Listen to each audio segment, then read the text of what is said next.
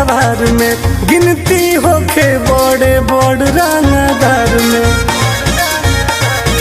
बस हम ही चाहतनी हो नाम होई राजा तोहर जिला जवार में गिनती होके बड़े बड़ रंगदार में बात मानी हमरो न टाली राजा जी भले बेच दी कनवा के बहल राजा जी जाके आजुए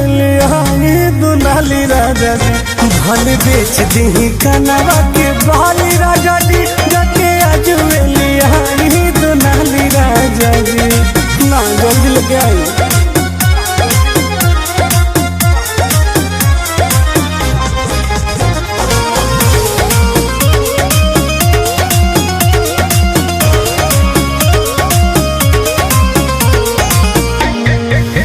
एरिया में गर्दा उड़ाई देबो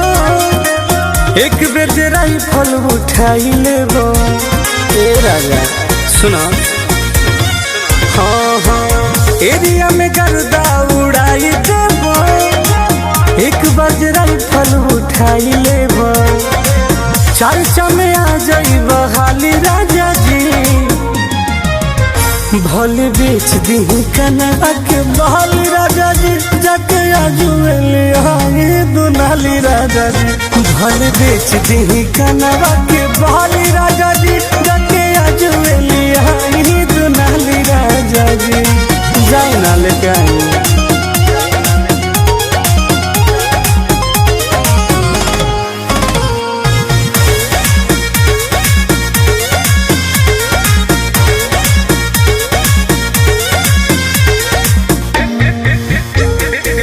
पेपर में फोटो रोजे आवे लागी दुश्मन भी सिरवा झुकावे लागी बात बुझी राजा जी हाँ हाँ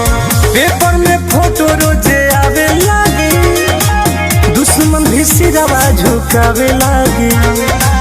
टुनटुना दर्श जज्बा वाली राजा जी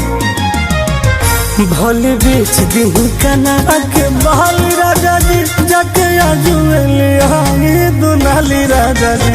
भले बेच दी कनवा के बहल राजा जी जाके आजुए